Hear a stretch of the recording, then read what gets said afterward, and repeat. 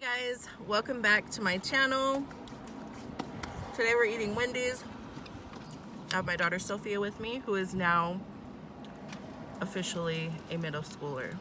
She had her elementary 5th grade promotion yesterday, so I'm pretty excited and we're hungry. So we got a Chili's.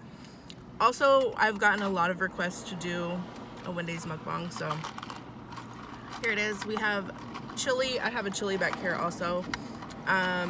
We got the $5 biggie meal, and it came with fries, chicken nuggets, a bacon double burger, I'm not sure the exact name of it, and a drink. She got a, what did you get to drink? Tropical berry lemonade, and then I got a peach lemonade. I'm a little thrown off because of the lighting situation, so I don't know, it looks kind of clammy. Bear with us guys, we're in the car, we're in the shade because we didn't want, let me see if I can fix it. That's a little bit better. I didn't want the lighting to be like overexposed because of how bright it is right now, so we parked in the shade. Ooh, that's good. Peach lemonade. All right, you can start eating. I got a chili. These are the small chilies. I thought they were smaller than this. They're pretty big for a small. All right, so yes, we all have been so busy the last few weeks, just with dealing with end of the year preparations. This is still really hot.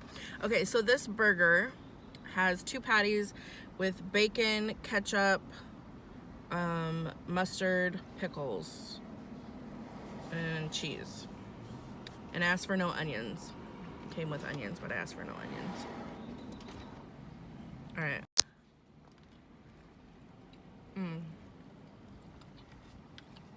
All right. Careful, don't burn yourself. There's napkins here. So, been doing that. We've been pretty busy. So I'm finally able to film for you guys. I also filmed the taquitos recipe. But I had to do that. We had company over, so I had to do that while it was noisy. So I'm still debating on whether or not I want to post it, because I'll have to do like a voiceover. But they turned out really good, huh? Those taquitos I made. Sophia, let me see. What? If I can move it. You're like out of frame.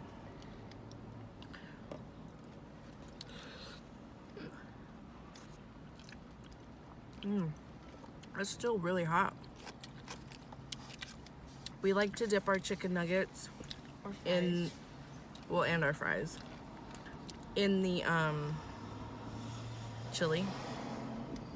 So if you haven't tried it, you should try it. It's really good. I spilled a bean. So since the kids are out for summer, they'll probably be with me more on videos. Mostly Sophia. Tony, he's not into it really. I'm trying to like not make a mess. I don't want to spill chili in my car. Huh? I don't like that. You don't like the burger? It's the cheese. Oh. It's fake. Sophia doesn't like fake cheese. The American cheese. I don't know what it is about it. I just don't like it. I keep spilling over here. I don't. Don't do like me. I should just bring it to me. That's what I do. I'm making a mess.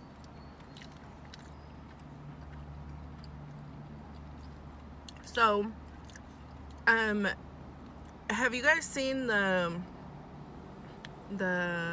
what's it called, limited series on Netflix? It's called When They See Us.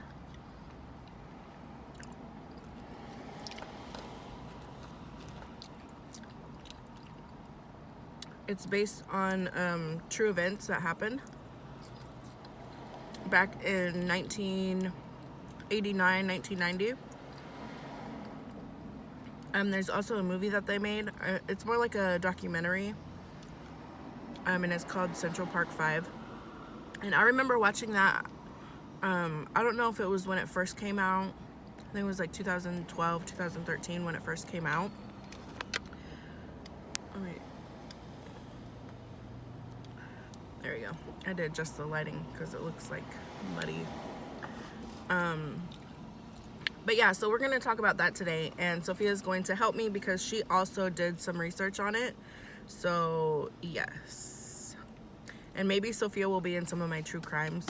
So, you want to start it off? How? Reading it? No, not reading it. Just off the top of your head. Just explain what it's about the true crime. What exactly happened. Like names and stuff? Mm-hmm. Okay. So, it was a late night, and this woman, 28 at that time, and a group of boys, 25 boys, 25 to 30, they were just goofing around, punching each other, goofing around, like, I don't know, and somebody called the cops on them, and then they scattered all around, but... Well, so it was a group of boys, and they were, like, throwing rocks at cars. Yeah. They were messing with this couple that were on bikes. Somebody who was in a wheelchair or something. Yeah. But after each of those incidents, those people that were getting harassed by these boys, they called the cops. So already there's a timeline of events set up. They caught Kevin, who was tackled to the ground and got hit by the gun. And then Raymond, he got, like, caught by a cop as well, because the cop ran in front of him and put him in handcuffs, like slammed him against the car. So they were already in the interrogation room, saying what had happened, and then same night. Yeah. And this was April 19th. Yeah, April 1989. What was I? They're in the interrogation room. Oh yeah, so the two boys got picked up and they were in the interrogation room.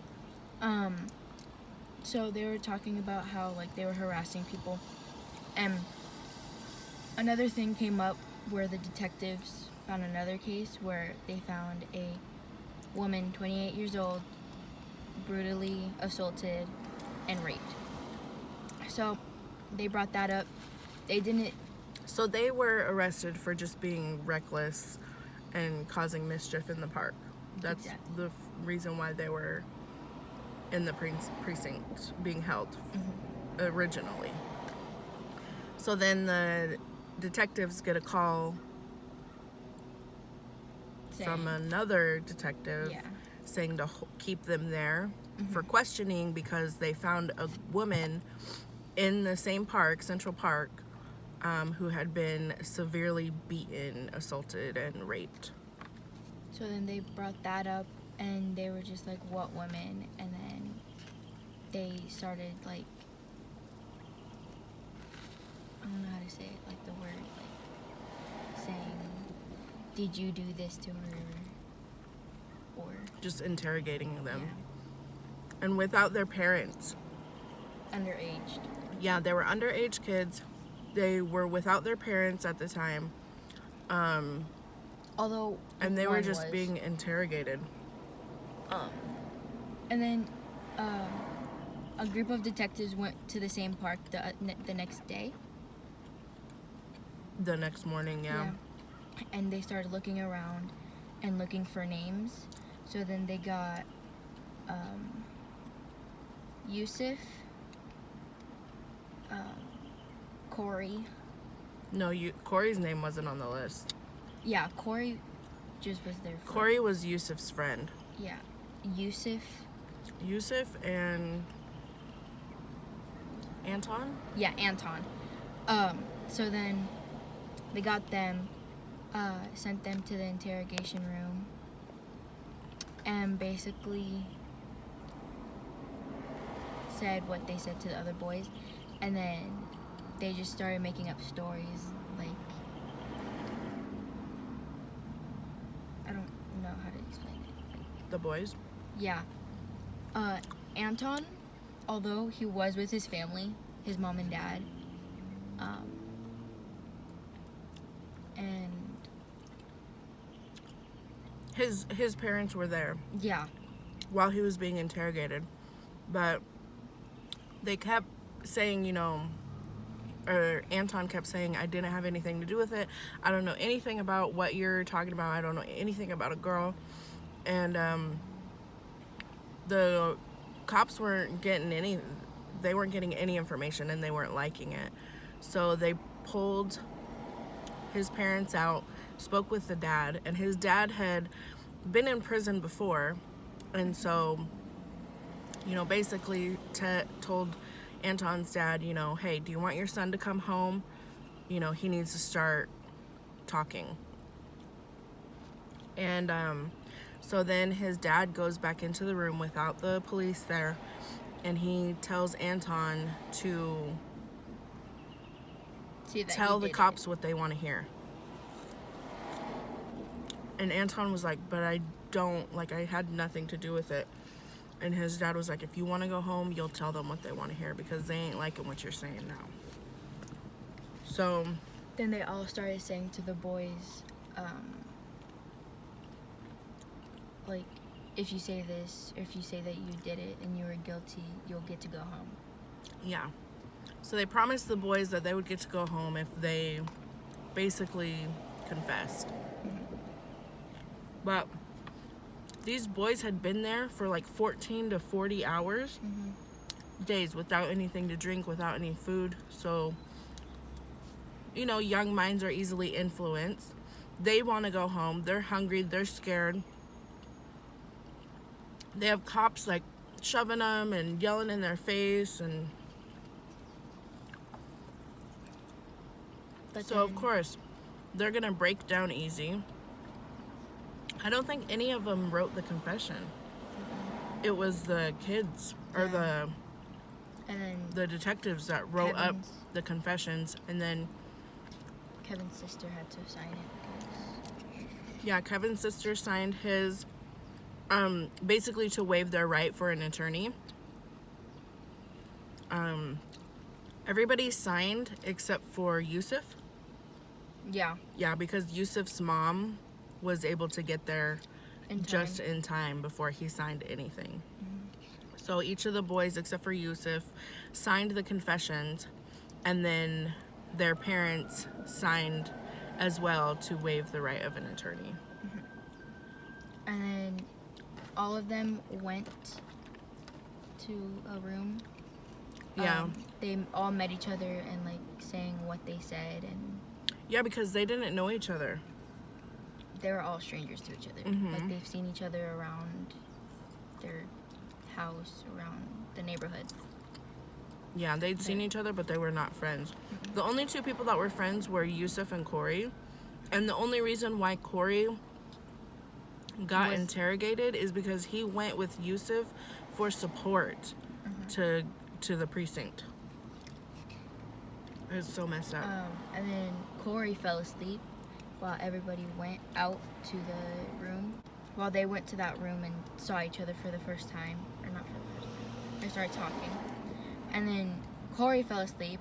One of the detectives took him to a room and like slapped him, beat him, pushed him, saying, you better get it right. Yeah, pretty much. Like, because what happened with all of the confessions, the boys were basically blaming everybody else. None of them were saying, I did it. They might have said, you know, yeah, I held her hands down or I touched her, you know, but they never actually, none of them confessed. They were all pointing fingers at each other. So none of the confessions lined up.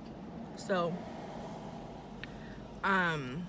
they're basically, Corey was the missing piece. So they interrogated Corey, they beat him, they pushed him, smacked him around. And so what ended up happening is they did video confessions. And still none of the boys knew exactly anything about the crime except for what the detectives had told them. They didn't know where the crime took place. So there was a bunch of inconsistencies in their confessions. Sorry guys, we have the windows down because it's hot. And so Corey, he came in, he did his confession, and he basically was told what to say on the video. Wasn't the detective in there with him? Like, yeah, and that detective was in there while he did the video confession. and he was the one who like said, if you say that you're guilty and you did it, you'll get to go home. Yeah. So all of these boys were promised that if they confessed, they would be able to go home to their families. Corey was the oldest of 16. He was the oldest of the boys, who was 16. So they go to trial, and this whole time they're still pleading not guilty. They had nothing to do with it, and the only reason why they confessed is because they were pressured. It was coerced. They retracted their confessions, but they had it on paper, they had it on video, and the prosecutor still pushed it. Now, they had DNA evidence. They had cervical DNA evidence because she was raped. They had, what was the name of the girl? Trisha Miley? Yeah. Yeah.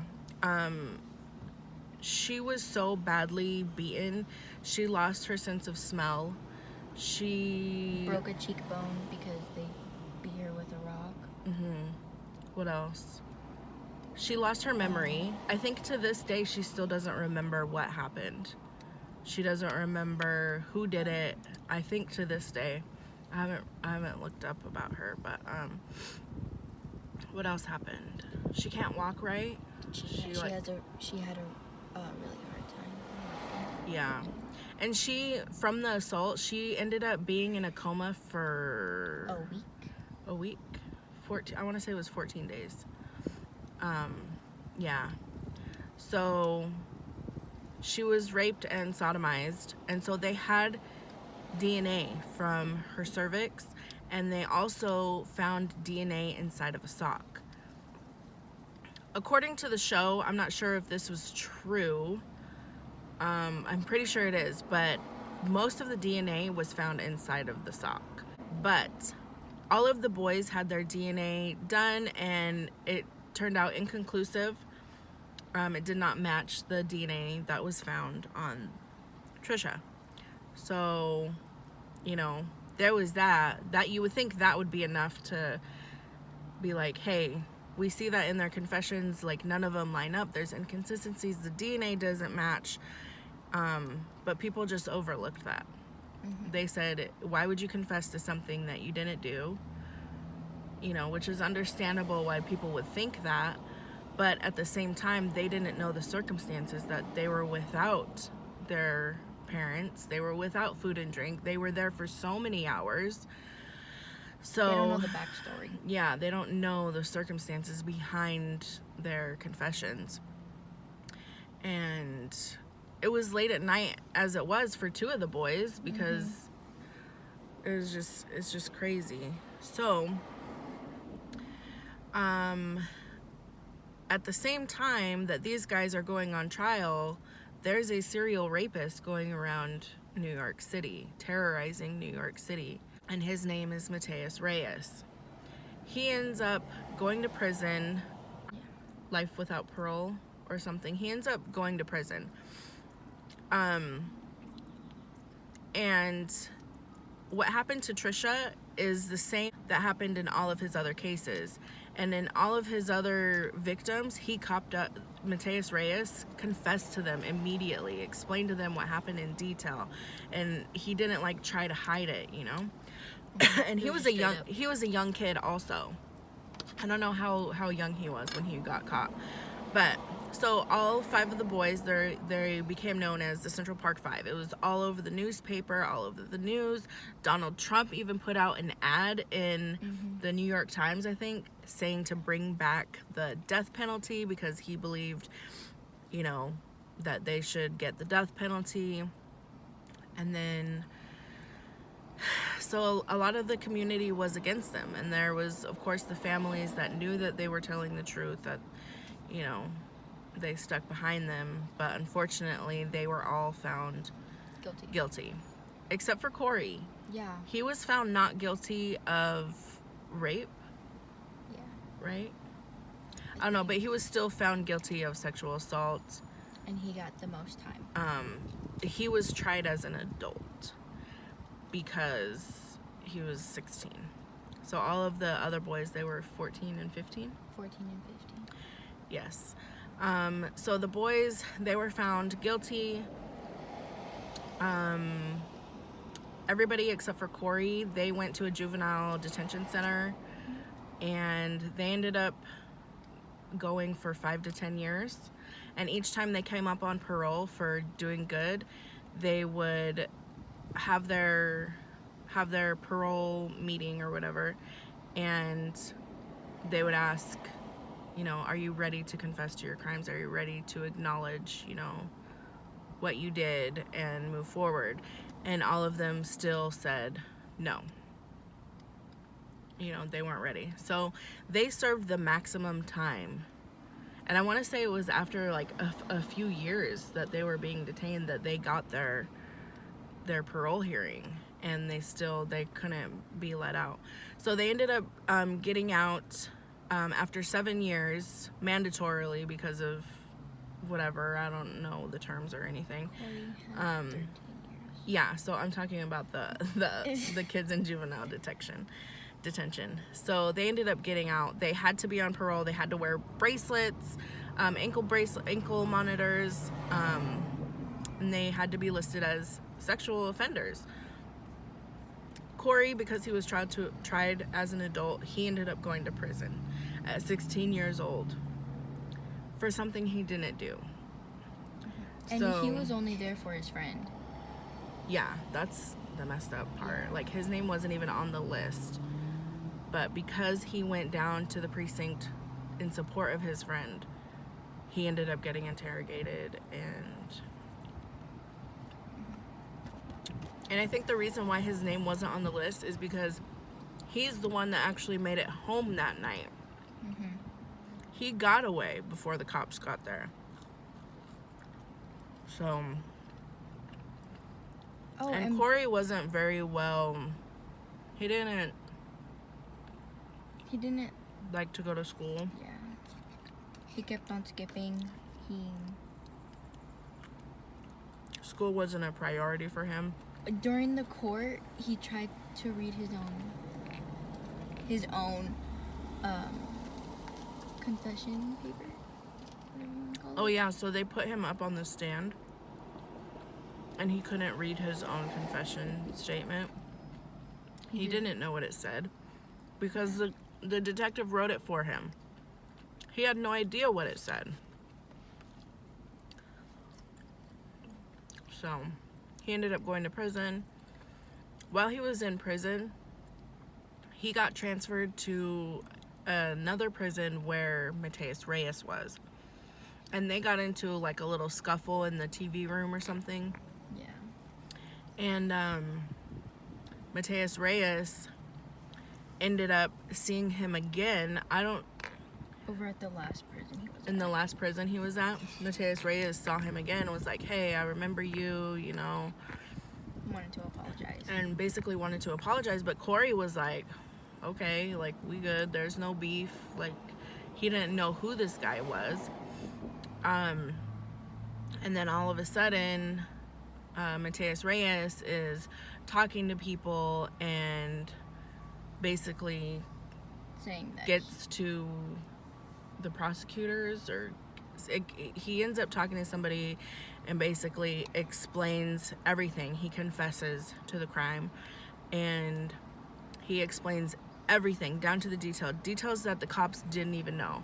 Like, the cops couldn't find Trisha's keys. She was out for a run. You would think she would have her keys on her because she didn't take her car or anything. But they never found the keys. And Mateus Reyes said, I found her keys. I grabbed her keys. I tried looking for her address. She had no info on her, so I tossed them. That's why they couldn't find the keys. She also had a Walkman that she would be running to. Trisha was running in the park. We forgot to say that. She was running in the park that night. And she did like an 8-mile run, 8-minute mile, a mile run in 8 minutes, 8-minute mile. But she had a Walkman, and Mateus Reyes took the Walkman with her, and he had blood all over his clothes. Like, he ended up going into the hospital having stitches on his chin. And one of his victims that he assaulted after he assaulted Trisha, one of his victims said, described and said he had stitches on his chin. And so what detectives did to make sure that Mateus was telling the truth, they had his DNA. It matched the DNA. And they checked the hospitals to see if anybody had gotten stitches on the chin the same night that Trisha Miley was assaulted. And sure enough, there was one person that went in to get stitches on the chin the same night, and his name was Mateus Reyes. Now, what's interesting is, so because the cops went and fact-checked everything and found that he was telling the truth, Mateus was so much in detail that he knew the exact location of where he threw her shoes, how her hands were tied, like where she was at the head, described how she was before he left. It was just crazy. Like, there was no doubt that Mateus had assaulted her. And the DNA matched his. Now, they had the DNA of Mateus Reyes from the previous crime that he did for why, when he got caught and why he was in prison in the first place. They had his DNA, and one of the prosecutors that was on Mateus Reyes's case was also on the other prosecution for the Central Park 5. But never put the 2 and 2 together. So I thought that was really interesting too. Like, go ahead.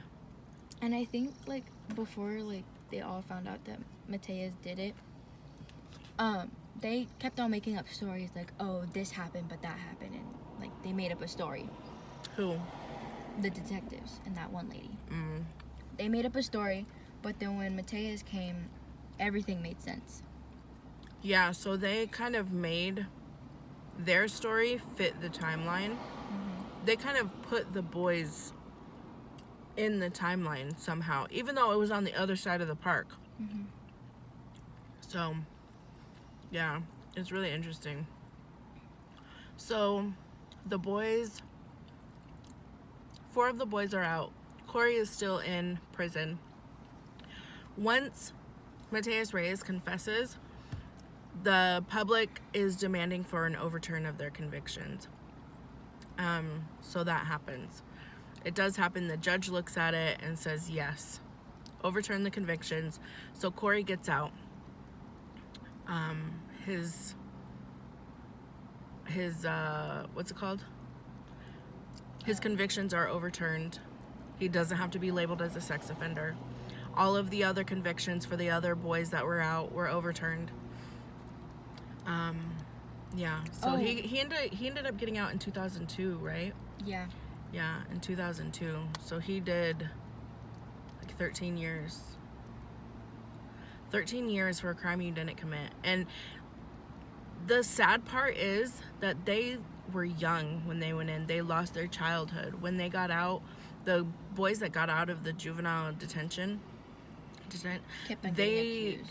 yeah, like they just had a bad rap for something they didn't do because they went, you know, they were found guilty, and you know, they had to grow up so fast being in custody.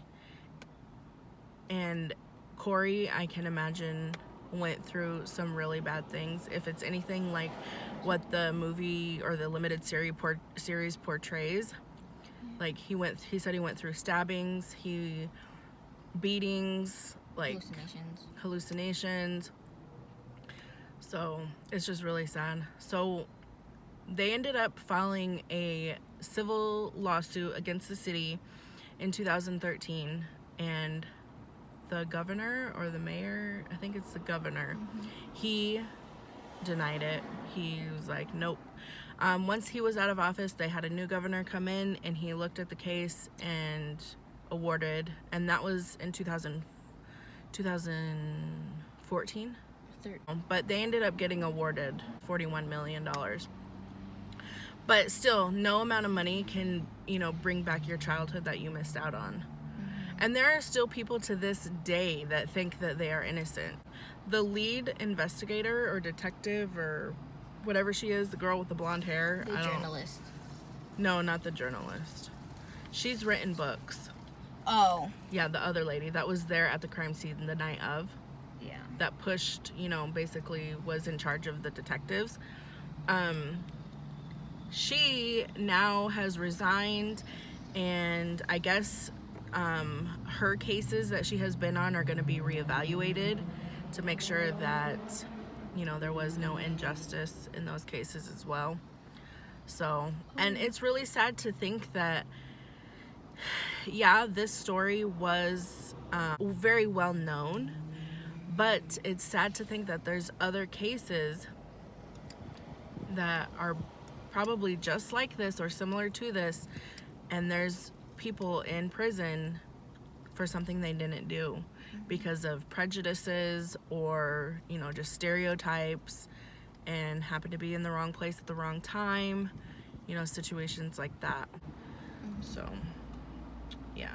And when they all got out, or like close to getting out, like saying that they were not, like they were innocent, Raymond got back in jail for selling drugs. Oh yeah, Raymond. So when Raymond got out of juvenile detention, yes, he couldn't find a job. He couldn't do anything. And Yusuf wanted to be a teacher, but then the barber said you can't because what you were guilty of. Yeah, so Sophia did a lot of research on this after we watched When They See Us. She did a lot of Googling and stuff. Yeah, at school I was all over it. I kept on asking my teacher, like, instead of like doing this, can I do that? And he was like, yeah, sure. Yeah. All right, this movie is already pretty long. Oh. We pretty much talked about the movie. Yeah. Well, yeah, so there's a difference. So When They See Us is more dramatized, but I think it stays along the timeline pretty well, and the information that's in the movie is pretty factual. The Central Park 5, that is more like a documentary. It has the actual, people. Antron just did a voice. He didn't want to be seen on camera. But Corey, Yusuf, and Raymond, and what's the other one? Kevin. Corey, Yusuf, Kevin, and Raymond are in there telling their story and the actual events that happened. There's actual like their news papers. Like footage. Yeah, their confession papers, their confession videos, like everything from their side of the story. So that's the difference. If you guys haven't seen it, I suggest you check it out. When They See Us is like really popular right now. When it first came out, I think it just came out a few weeks ago. Yeah. So I wanted to watch it at night, but then I was just like, I have to ask my mom if I have to watch it because it's MA. Yeah. Not that I watched it, it was just like, it's just like what they show and what they tell. Yeah, I mean, it wasn't bad. It's just graphic, like the stuff that happened, and some of the language was graphic, but that's the terms that they used. So, and it's a reality. It's not like That's like fictional, you know? that's like the type of shows, like reality, and like that's like society. Yeah, and that's the only it's sad. documentaries I will watch, like society and like whatever else. True stuff. Yeah, She's like me. She takes after her mom. No, I don't like the whatever you watch, like the. Oh, she doesn't like the murders and gory stuff. I don't like that. You like the injustices. Like she was really into the Holocaust. She was doing a lot of research on that. Like I like segregation and stuff like that. Injustices. That's what. Like what she people had to go through, and like what like society is, like how society used to be, how it is now, and how much it probably hasn't changed, even though people want to think that it's changed so much. It's getting there, but not Not as much as people think it has. We've come a long way, but then again, we haven't. This video is gonna be an hour long. Yeah. All right, we're gonna go now. Our food is cold. It's not very good anymore. So thank you guys so much for watching. We will be doing more true crime and more videos together. And after this video, go watch it. Yes. Now. Go watch it if you guys haven't seen it. It's really good. So, yeah. All right. Love you guys so much. You guys know what to do. Subscribe, comment, like, share, all that good stuff. We'll see you guys in my next one. Bye.